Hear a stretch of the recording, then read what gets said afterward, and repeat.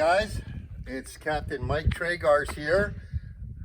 44 years retired American Airlines, and now turning on to my second career here. I've taken over the Hiller Aircraft Corporation factory for production of these particular helicopters. This is a UH-12E. This happens to be an E4. It's the only E4, E5 flying in the world right now. And they come in a number of varieties and flavors. They come in a piston model like this one that's a 4-place, and they also come in a utility version, which is a 3-place helicopter in both piston and turbine. Pound for pound, dollar for dollar, the best utility, light utility helicopter that will be returning to the market shortly. And that's my job. But today we want to take you around and show you a little bit about the UH-12E, and just give you a little briefing on it, kind of a few things that we do prior to takeoff, and we'll show you the inside. So let's start out here, and we'll take a little walk around the helicopter. Obviously, as in most helicopters, we don't have any. We just check over generally the entire structure and all of the fittings, and see if there's anything that we are not catching on our maintenance, on our scheduled maintenance. But I've already done that for the most part. There's a couple of issues that we have to do on a daily basis, which I've already done, but I'll describe them for you. If you look up here on the head, you'll see and on the blade, you'll see a little yellow stripe up there. There's one on the bottom and one on the top. You can see that doubler as it goes back to the grip of the blade. That doubler right there will delaminate if you get into low rotor RPM for any extended periods. So we always check the tip of that thing to ensure that there's no separation. We check the top and the bottoms on that. Also, as you can come around here, and we'll take a look up here, and you'll see the pin coming through what we call the fork there, where the blade grip goes into the fork. You'll see that big bolt there. That's called the TT pin. And basically what it does is it controls and helps control the blade pitch as I change the pitch of the blades. And right around there, we want to check to make sure that there's no cracking. So it's a visual check, but that's been done as well. Then we start back, and we're checking everything about the helicopter as much as you can. Check the movement of controls, which I've already done. And we work our way back. We ensure that the baggage compartment, which doesn't necessarily have to be on, is secure. And we work our way back, checking all of the hanger bearings for the tail rotor drive shaft. And as we come back around the backside, there's two checks back here. There's a oil check in the tail rotor gearbox to ensure that we have oil quantity for flight.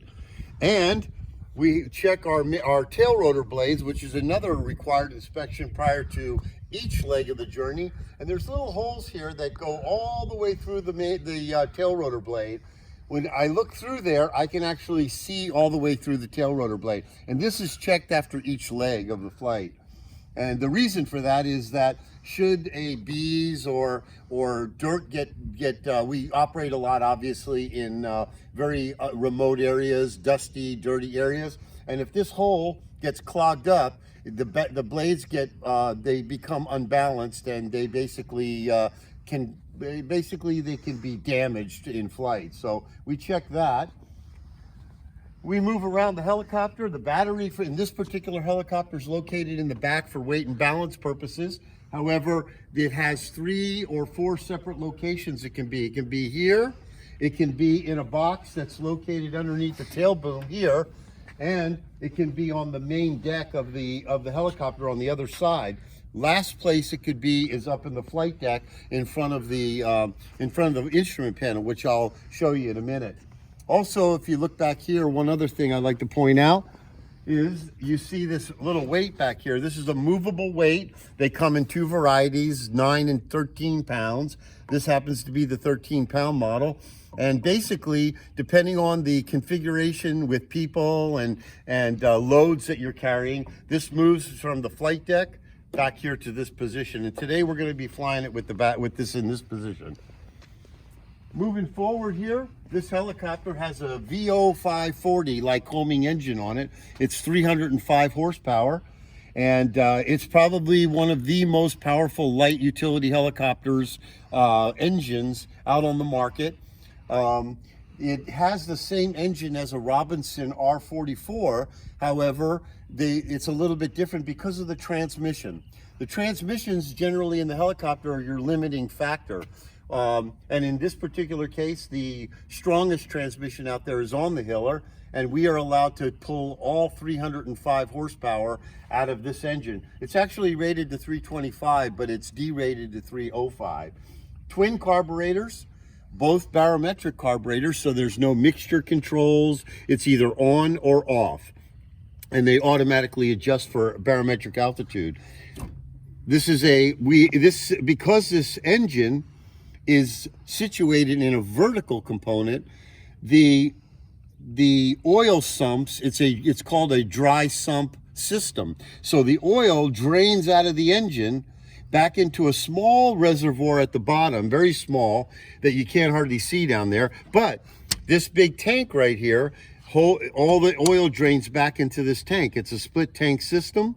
This side of the tank is for the engine. This tank is for the transmission, and they are separated by baffles completely. They're two separate tanks molded into one single tank that feeds through the coolers, transmission and oil coolers, back into the tank and through the system as it's pumped up to the top and flows down through the system down into the engine for cooling. Also, usually there's lots of airflow. Obviously, helicopters are a little bit different because they can be hovering, and when they're hovering, there's not a lot of airflow over the engine. So Hiller came up with this design. Obviously, they've been building helicopters since about 1946. They've really done more for vertical flight than most people really know, because Stanley Hiller designed all kinds of things that are still used today. And I'll show you a specific one which is not used today, which is unique to the Hiller. But there's a big fan here that runs and blows air across the engine and for cooling while we're in a hover. Actually, it works all the time, but specifically designed for hovering. Now, the most unique part of this helicopter is most helicopters, when you control the helicopter, you're actually tilting the blade system, whether it be that's in a semi-rigid system or a teetering system, which is what we have here. Two-bladed system. The blades operate independent or together, and one goes up, one goes down. You can see it kind of moving a little bit, and it teeters on the center nut or the mast nut, and basically on the head of a pin. And that's how the blade dish is controlled. So when we're controlling the blade dish, most helicopters control the blades themselves, and they have counterweights on the outside like the Bell 47. In this particular case, they went without counterweights, and they designed these things called paddles, and you see one on each side. You'll notice that when the paddles are in the correct position, right now they're even, but let me just turn the blades for you here so you can see how this works. I'm going to put one forward and one aft. So in a helicopter, we have what they call the forward flying blade and the rearward flying blade. So right now, the blades are in a neutral position, and they always are controlled independently. But look at the paddles. You'll notice this paddle here has a much greater angle of incidence than the other paddle. And that is because that paddle on the other side is going into the wind, and this paddle is going away from the wind. So in order to create an equal amount of lift, that paddle has to be adjusted for pitch. So right now, these paddles are in equal pitch. Even though the pitch is different, they're creating exactly the same amount of lift in forward flight.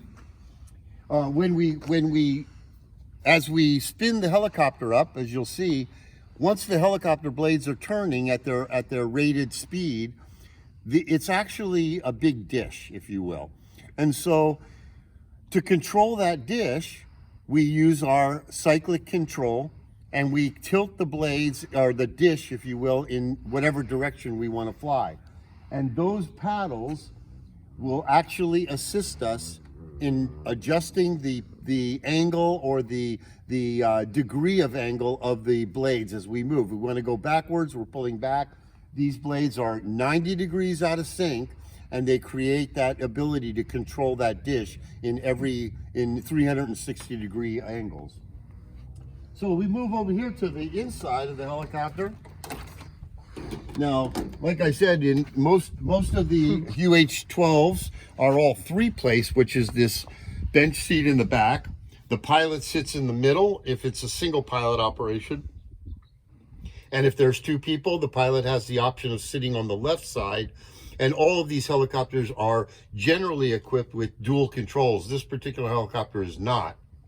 But so we have 3 seats in the back, 1 in the front, and like I was saying earlier, this is the only E4 actual E5 flying, and there is the ability to install a jump seat just next to the pilot for photography work or what have you. So what we have here is the basic instruments. It's basically a VFR aircraft. And as you notice, going from left to right up there, you have your airspeed indicator, manifold pressure gauge, you have your carburetor heat temperature gauge, and then of course your airspeed indicator. Then going down to the middle, you have a cylinder head temperature and your fuel quantity. Down on the bottom left is your triple gauge, which contains your cylinder head, your oil temperature, your oil pressure, and your fuel pressure. Then we have our voltmeter, and right next to that is the altimeter. We have a clock, not really used all that much in these helicopters. These are very specifically fairly old helicopters, but refurbished. Up on top, obviously, we have a Garmin 396 GPS for navigation. We use our iPad as well. And right there in the middle is our required temperature gauge and standard whiskey compass or wet compass. If you look down over on the panel here, you'll see a couple of switches. We have our fuel transfer switch. This helicopter has the ability to have two separate tanks on it, aux tanks. We can transfer fuel, our primer and our fuel pump, and then we have an arming switch for the utility cargo hook operation. On the yoke here, we have our control for our landing light. This is called the little China hat, and it controls the electric trim. We have our communication both for our intercom system and talking on the radio, our trigger, and we have an emergency cargo release as well, in case we have to pickle the electrically kick off the load. And if you look down on the floor there, you'll see a rubber, looks like a foot pedal. And that foot pedal right there is a manual emergency cargo hook release.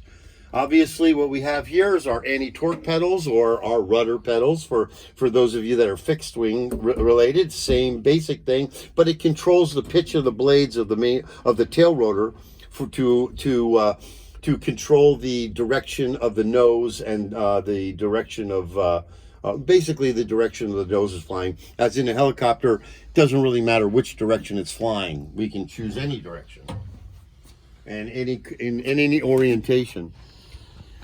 So that's basically the nuts and bolts of the UH-12E. Like I said, it is pound for pound, dollar for dollar, the best light utility helicopter in its class, and we're anxious to see it come back, and I'm doing everything I can to see it come back into the industry. For now, we appreciate you listening. Thanks for paying attention, and safe flying.